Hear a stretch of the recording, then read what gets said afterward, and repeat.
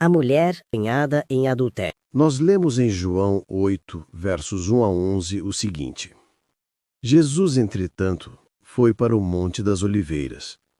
De madrugada, voltou novamente para o templo, e todo o povo ia ter com ele. E, assentado, os ensinava.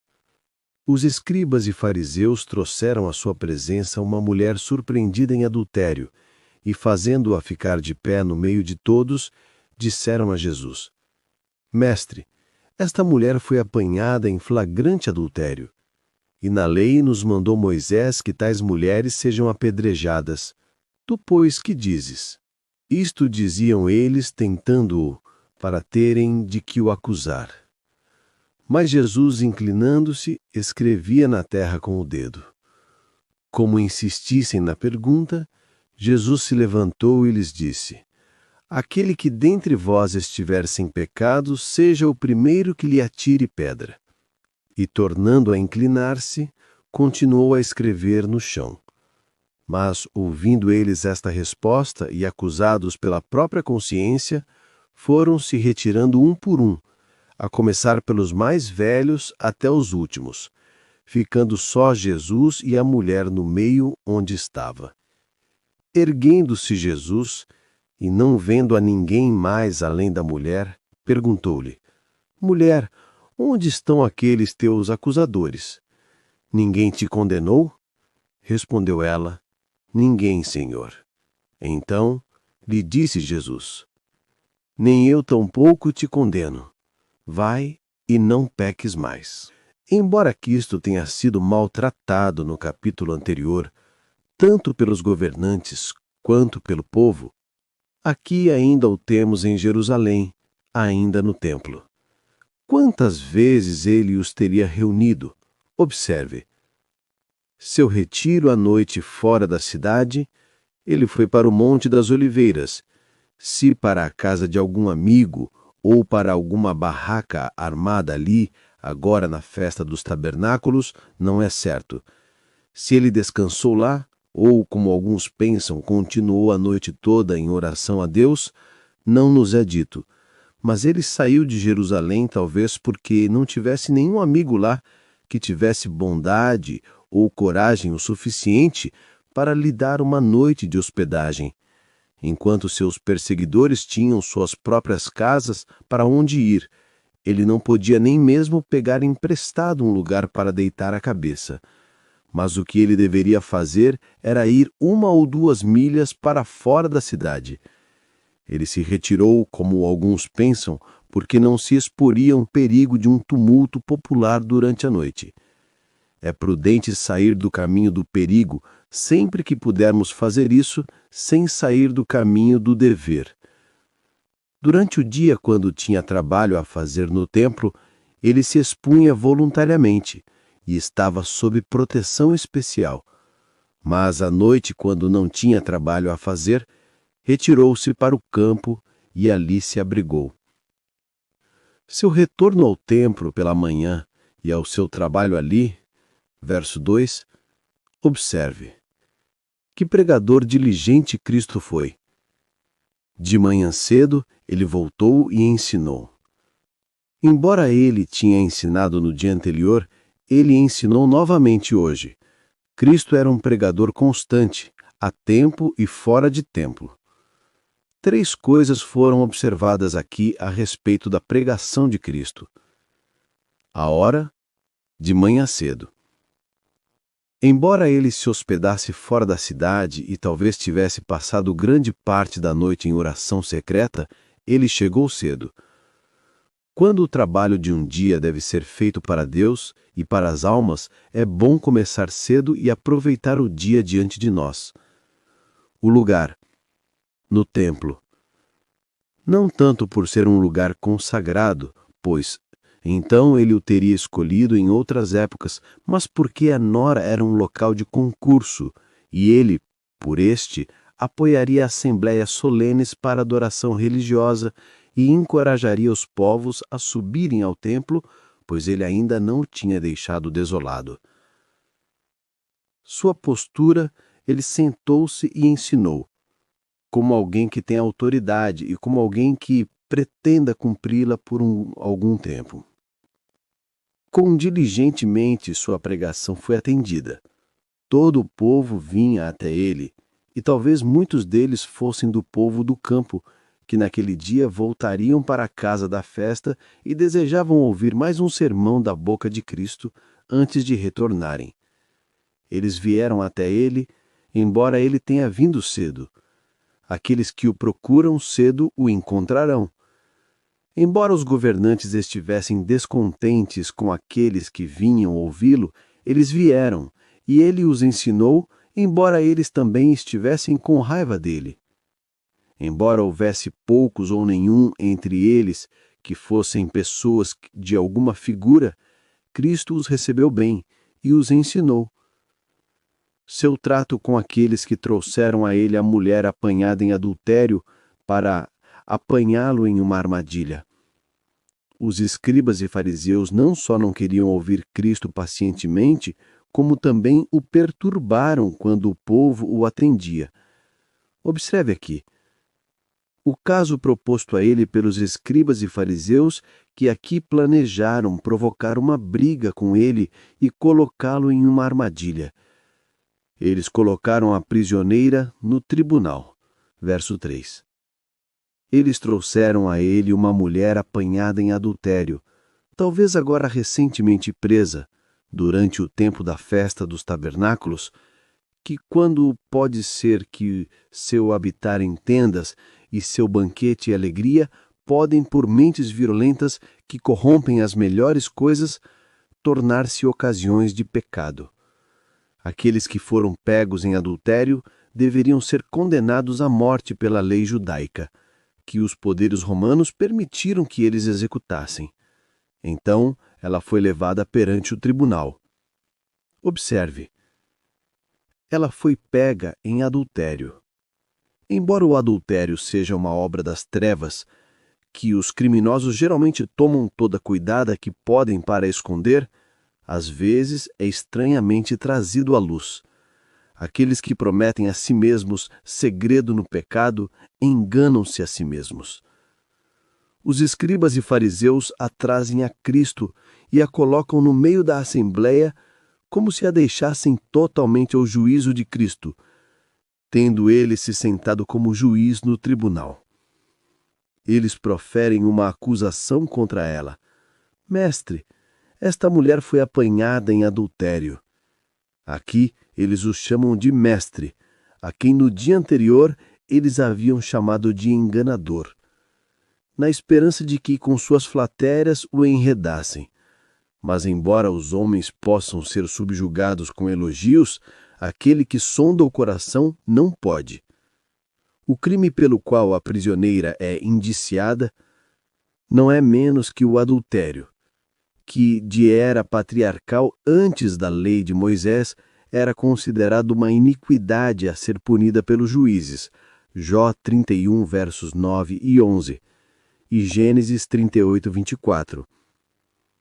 Os fariseus, por sua perseguição vigorosa contra essa ofensora, pareciam ter um grande zelo contra o pecado, quando depois pareceu que eles próprios não estavam livres dele. Não, eles estavam cheios de toda a impureza. Mateus 23, 27 e 28. Observe que é comum aqueles que são indulgentes com os seus próprios pecados serem severos com os pecados dos outros. A prova do crime foi a partir da evidência notória do fato, uma prova incontestável. Ela foi presa em flagrante, de modo que não havia mais espaço para se declarar inocente. Se ela não tivesse sido pega neste ato, ela poderia ter ido para outro até que seu coração estivesse perfeitamente endurecido. Mas às vezes é uma misericórdia para os pecadores ter seu pecado trazido à luz, para que eles não possam fazer mais presunçosamente. É melhor que nosso pecado nos envergonhe do que nos condene e seja colocado em ordem diante de nós para nossa convicção do que para nossa condenação. Eles dizem: Moisés na lei ordenou que tais fossem apedrejados. Moisés ordenou que fossem mortos. Levítico 20, verso 10. Deuteronômio 22, verso 22. mas não que fossem apedrejados, a menos que a adúltera fosse desposada, não casada, ou fosse filha de um sacerdote. Deuteronômio 22, verso 21. Observe que o adultério é um pecado extremamente pecaminoso, pois é a rebelião de uma luxúria vil, não apenas contra o comando, mas contra a aliança de nosso Deus. É a violação de uma instituição divina na inocência, pela indulgência de uma das concupiscências mais vis do homem em sua degeneração. Eles pedem seu julgamento no caso. Mas o que dizes tu, que finges ser um professor vindo de Deus para revogar leis antigas e promulgar novas? O que tens a dizer neste caso? Se eles tivessem feito essa pergunta com sinceridade, com um humilde desejo de conhecer sua mente, isso seria muito louvável. Os que são encarregados da administração da justiça devem buscar orientação em Cristo. Mas isso eles disseram pentando-o, para que pudessem acusá-lo. Verso 6. Se ele confirmasse a sentença da lei e a deixasse seguir seu curso, eles o censurariam como inconsistente consigo mesmo. Ele recebeu publicanos e prostitutas, e com o caráter do Messias, que deveria ser manso, e trazer salvação e proclamar um ano de remissão. E talvez eles o acusassem ao governador romano por tolerar os judeus no exercício de um poder judicial.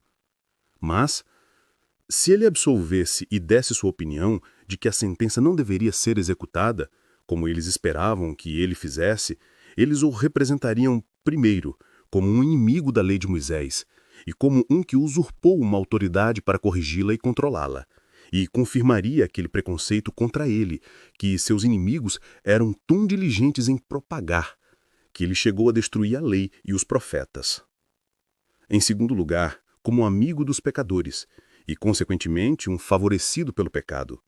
Se ele parecesse conivente com tal maldade e a deixasse impunida, eles o representariam como aprovando-a e sendo um patrono de ofensores.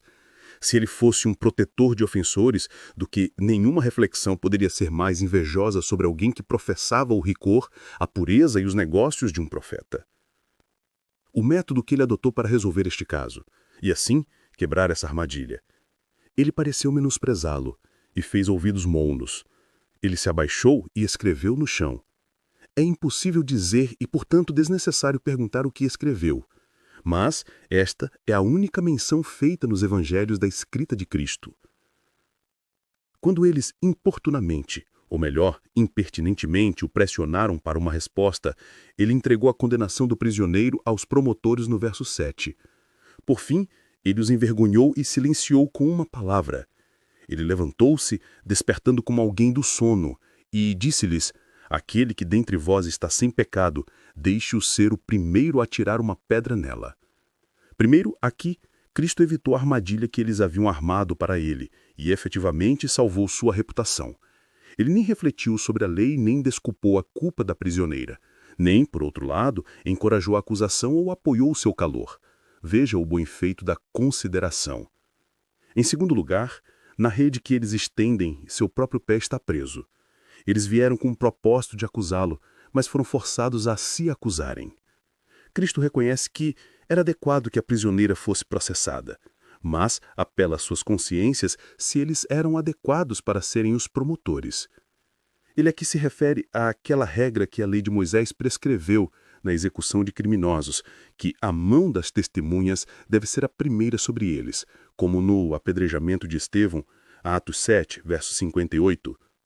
Os escribas e fariseus eram as testemunhas contra esta mulher. Agora, Cristo pergunta-lhes se, de acordo com a sua própria lei, eles ousariam ser os algozes. Devem eles tirar aquela vida com as mãos que agora estavam tirando com a língua? Suas próprias consciências não voariam em seus rostos se o fizessem? Se aqui está alguém de vocês que está sem pecado desta natureza, que nunca foi culpado de fornicação ou adultério, que ele seja o primeiro a tirar uma pedra nela. Não que os magistrados, eles próprios conscientes da culpa, devam por isso conivir com a culpa dos outros. Mas, portanto, sempre que encontrarmos falhas nos outros, devemos refletir sobre nós mesmos e sermos mais severos contra o pecado em nós mesmos do que nos outros. Devemos ser favoráveis, embora não aos pecados, mas às pessoas dos que ofendem, e restaurá-los com um espírito de mansedão, considerando nós mesmos e nossa própria natureza corrupta. Tendo dado a eles esta palavra surpreendente, ele os deixou para considerá-la, e novamente se abaixou e escreveu no chão. Assim como eles fizeram o discurso, ele pareceu menosprezar a pergunta. Agora que eles deu uma resposta, ele minimizou o ressentimento deles. Não havia necessidade de darem resposta.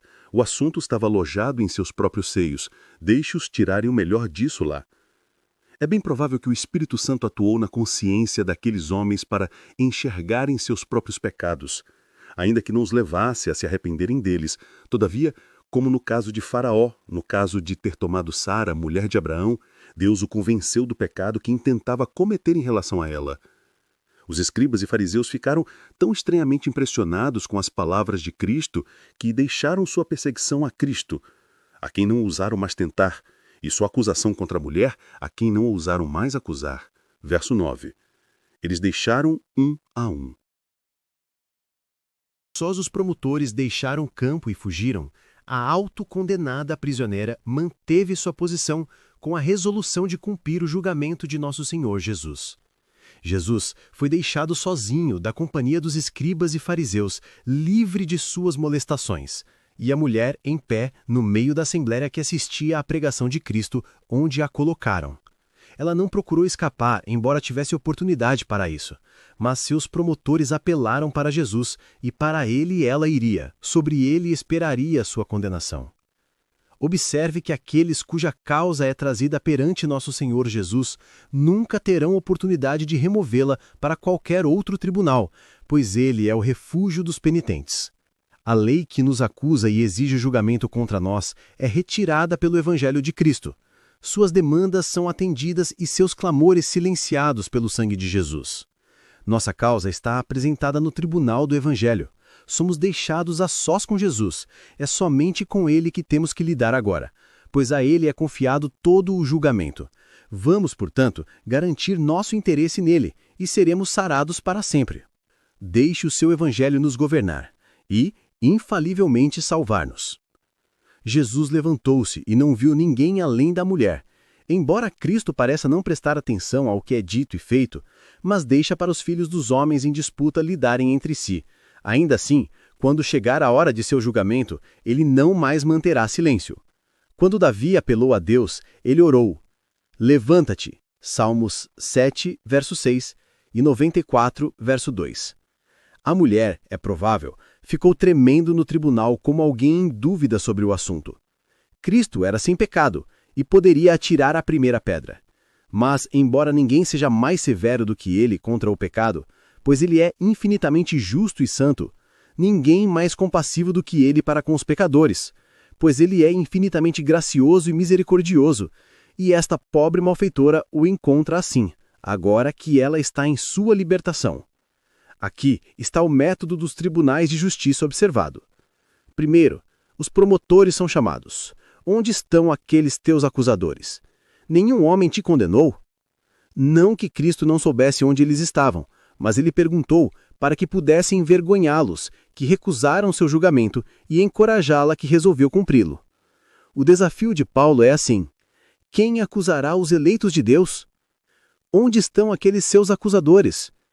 O acusador dos irmãos será expulso de forma justa, e todas as acusações legal e regularmente anuladas. Em segundo lugar, eles não aparecem quando a pergunta é feita: ninguém te condenou? Ela disse: ninguém, Senhor. Ela fala respeitosamente com Cristo, chama-o de Senhor, mas fica em silêncio em relação a seus promotores. Não diz nada em resposta à pergunta que os preocupava: onde estão aqueles teus acusadores? Ela não triunfa em sua retirada, nem os insulta como testemunhas contra si mesmos, nem contra ela. Se esperamos ser perdoados por nosso juiz, devemos perdoar nossos acusadores. E se suas acusações, por mais invejosas que forem, foram a feliz ocasião de despertar nossas consciências, podemos facilmente perdoá-los por este erro. Mas ela respondeu à pergunta que a preocupava: nenhum homem te condenou? Os verdadeiros penitentes acham suficiente prestar contas de si mesmos a Deus e não se comprometem a prestar contas a outras pessoas. Em terceiro lugar, a prisioneira é, portanto, liberada. Eu também não te condeno. Vai, e não peques mais. Considere isto. Como sua dispensa da punição temporal, Se eles não te condenam a ser apedrejada até a morte, eu também não. Não que Cristo viesse a desarmar o magistrado de sua espada de justiça, nem que seja sua vontade que penas de morte não devam ser infligidas a malfeitores. Longe disso, a administração de justiça pública está estabelecida pelo Evangelho de Cristo e tornada subserviente ao reino de Cristo. Por mim, os reis reinam. Mas Cristo não condenaria esta mulher, porque não era da sua conta. Ele não era juiz nem repartidor público e, portanto, não se intrometia em assuntos seculares. O seu reino não é deste mundo. Que cada um haja em sua província. Porque ela foi processada por aqueles que eram mais culpados do que ela, e não podiam, por vergonha, insistir em sua demanda de justiça contra ela. A lei determinava que as mãos das testemunhas estivessem primeiro no criminoso, e depois as mãos de todo o povo. Se com elas fugissem e não a condenassem, a acusação cairia. A justiça de Deus em infligir julgamentos temporais às vezes toma conhecimento de uma justiça comparativa e poupa aqueles que são detestáveis quando a punição deles gratificaria aqueles que são piores do que eles. Mas quando Cristo a dispensou, foi com esta cautela: vai e não peques mais. A impunidade encoraja os malfeitores e, portanto, aqueles que são culpados e ainda encontraram meios de escapar à margem da lei, precisam redobrar sua vigilância para que Satanás não obtenha vantagem. Pois quanto mais justa era a escapatória, mais justa era a advertência para ir e não pecar mais. Aqueles que ajudam a salvar a vida de um criminoso devem, como Cristo aqui, ajudar a salvar a alma com este cuidado. Como sua dispensa da punição eterna, para Cristo dizer: eu não te condeno, é em efeito dizer: eu te perdoo. E o Filho do Homem tinha poder na terra para perdoar sinos, e podia com base em boas razões dar essa absolvição, pois assim como ele conhecia a dureza e o coração impenitente dos promotores, e portanto disse o que confundiria, assim conhecia a tenderneza e o arrependimento sincero da prisioneira, e portanto disse o que a confortaria, como fez com aquela mulher que era uma pecadora, que também era vista com desdém por um fariseu. Lucas 7, versos 48 a 50. Perdoados são seus pecados, vai, em paz. Então aqui, nem eu te condeno. Observe que são verdadeiramente felizes aqueles a quem Cristo não condena, pois sua dispensa é uma resposta suficiente para todos os outros desafios. Cristo não condenará aqueles que, embora tenham pecado, irão e não pecarão mais. Salmos 85, verso 8. Isaías 55, verso 7. Ele não irá aproveitar a vantagem que tem contra nós por nossas rebeliões anteriores, se apenas depusermos nossas armas e retornarmos à nossa lealdade. O favor de Cristo para conosco na remissão de pecados passados deve ser um argumento prevalecente conosco para ir e não pecar mais. Romanos 6, verso 1 e 2. Cristo não te condena? Vai então e não peques mais.